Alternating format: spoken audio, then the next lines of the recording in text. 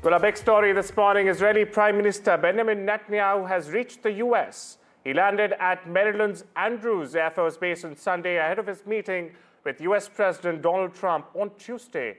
He was then welcomed at the Blair House in Washington on Sunday evening ahead of his important Tuesday meeting. It's a very important meeting, the Israeli Prime Minister told reporters before takeoff. Listen in. Well, Netanyahu said he would discuss with the president Israel's war against Hamas, the release of all the hostages, and the Iranian terror axis. His first high-level meeting will be on Monday with Special Envoy Steve Witkoff. For more on this, we're joined by David K. Johnston from New York. He's a professor of public policy at the Rochester Institute of Technology. Really appreciate you joining us, Professor. I'd like to begin by asking you the question on everyone's minds this morning, rather, with Netanyahu's heading to Washington to redraw the map of the Middle East. Do you think this is a case of striking while the iron is hot, or is he walking a tightrope, balancing internal and international pressures? Well, he certainly has to balance the internal pressures. Remember, he's being tried right now for serious corruption charges. But very plainly, Netanyahu is hoping to get Donald Trump's backing so that he can push Palestinians out of Gaza and other parts of what historically was Palestine. He can resume using the 2,000-pound bombs that the Biden administration stopped sending to Israel because they were being used to attack hospitals and apartment buildings rather than any kind of military targets. But I think Netanyahu clearly sees here's an opportunity he's not likely to get again to achieve his goal of basically pushing Muslims and especially Palestinians out of territory he would like to be part of Israel, or at least totally under military control by Israel. Professor, Netanyahu also faces mounting pressure from the far right, in fact, back home. Now, to restart the war, is this a case of one step forward and two steps back for Israel? Yeah, I don't think this ceasefire will hold for very long, and maybe not as long as anticipated for exactly that reason. His coalition of very far-right people in Israel, whose sons, by the way, do not serve in the combat forces, is very fragile. And keeping that together is essential to his staying in power. There are a lot of us who view his efforts in Gaza to maintain his power and avoid the prospect of going to prison. Thank you so much for that, Professor. We keep on tracking this story. And moving on, Canada, Mexico, and China have vowed to respond to sweeping new tariffs to their exports to the US announced by President Donald Trump. They're, in fact, set to take effect on Tuesday, that's tomorrow. Now, according to reports, Trump has also said EU tariffs will happen and the UK is out of line, but a deal could be worked out. My colleague Samia Afsar breaks down how the implementation of Trump's tariffs and the subsequent retaliation could mark the start of a new era of global trade wars. Take a look. The tariff war has begun. As promised in his poll campaign, US President Donald Trump has signed an executive order slapping steep tariffs on imports from Mexico, Canada, and China. The move, which aims at curbing drug trafficking and illegal immigration, could also send shockwaves through the global economy. Donald Trump has imposed 25% tariffs on Canadian and Mexican imports and 10% on Chinese goods. If these tariffs remain in place, they could drive up inflation, hitting American consumer where it hurts the most, at the checkout line. Canada and Mexico have announced retaliatory tariffs, with outgoing Canadian Prime Minister Justin Trudeau warning that US shoppers will soon feel the pinch. Tonight, first, I want to speak directly to Americans, our closest friends and neighbors. This is a choice that, yes, will harm Canadians, but beyond that, it will have real consequences for you, the American people, unfortunately.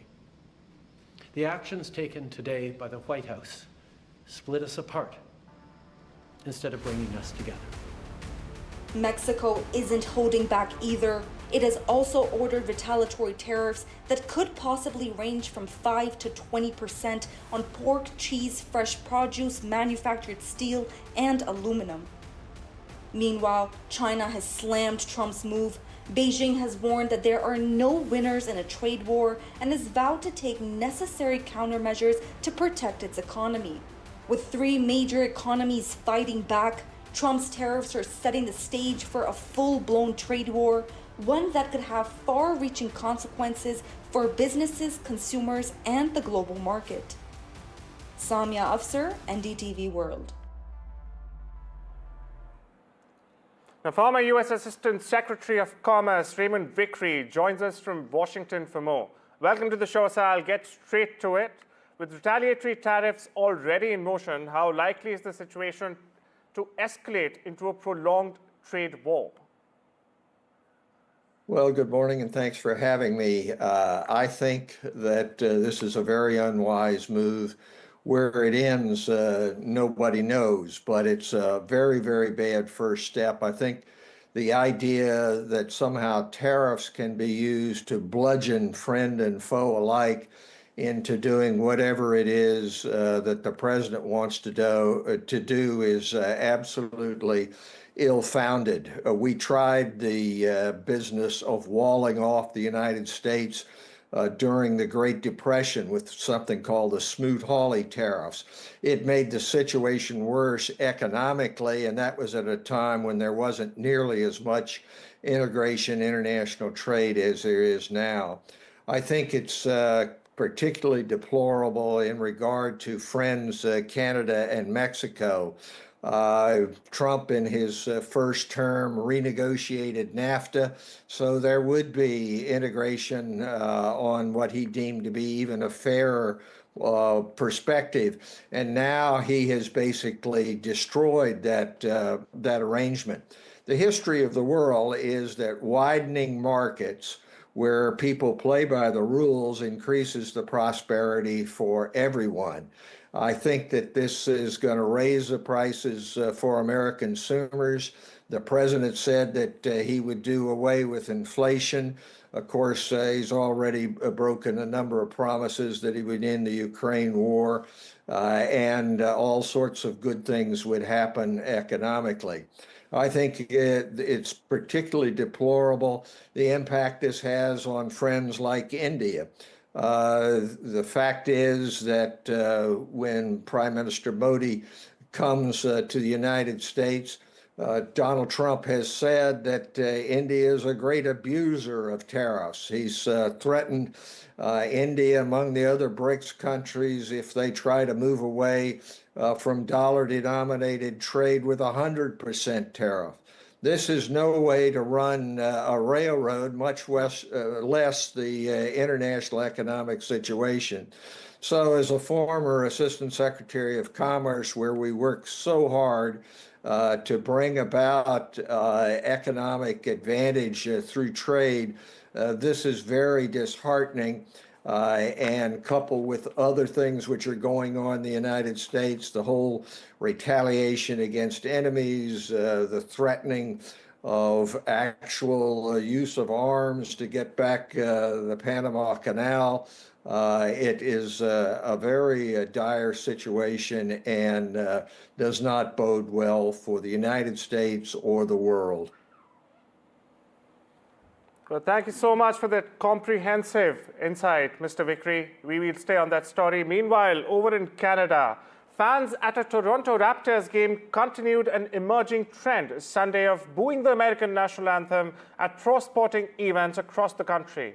Now, fans of the NBA's lone Canadian franchise booed the anthem after similar reactions broke out Saturday night at the NHL games in Ottawa, Ontario, and even Calgary, Alberta, hours after US President Donald Trump made his threat of import tariffs on America's northern neighbor a reality.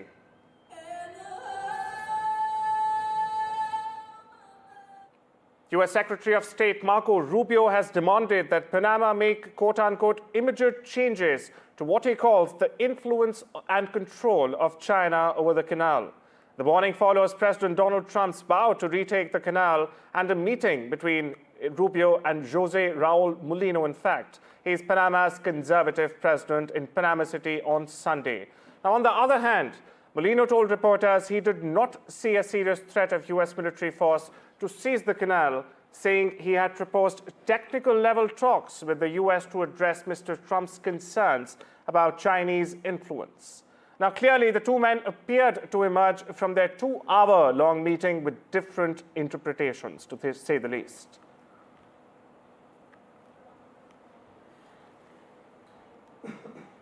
Over in West Asia, the shifting sands of West Asia, rather, Qatar's Prime Minister Sheikh Mohammed bin Abdul Rahman Al Thani on Sunday called on both Israel and Hamas to immediately begin negotiations on phase 2 of the Gaza ceasefire.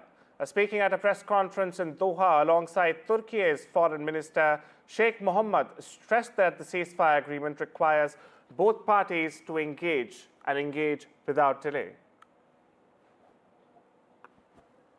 Engaging with the parties in order to define the agenda and to start engaging in those discussions. There is nothing yet clear about where are the delegations will come and when it's going to take place, but at least over the phone these discussions has started. And we hope that we start to see some movement in the next few days. And I know that it's critical that we get things rolling from now in order to get to an agreement before day 42, and it's critical also to show that there is a commitment from both sides to engage in a good faith. And there's more movement in West Asia. In fact, Syria's Ahmad al-Shara, alias al-Julani, is in Saudi Arabia, where he met Crown Prince Mohammed bin Salman on his first foreign trip since being named president of the transitional government earlier this week. After the meeting, al-Shara said that the meeting with MBS had shown that Saudi Arabia has a genuine desire to, in fact, support Syria in building its future. The Syrian interim president added that his meetings in Riyadh had included plans for cooperation in the fields of energy, technology, education, and even health.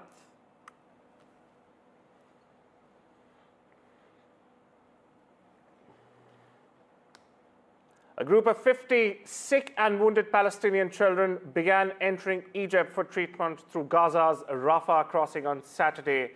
Interestingly, the first opening of the border since Israel captured it nearly 9 months ago.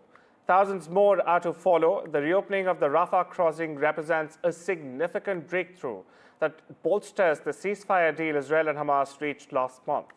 Israel agreed to reopen the border crossing after Hamas released the last living female hostages in Gaza. Now, interestingly, Rafah is Gaza's only crossing that does not enter into Israel. Let's step into a short break. I'll see you on the other side.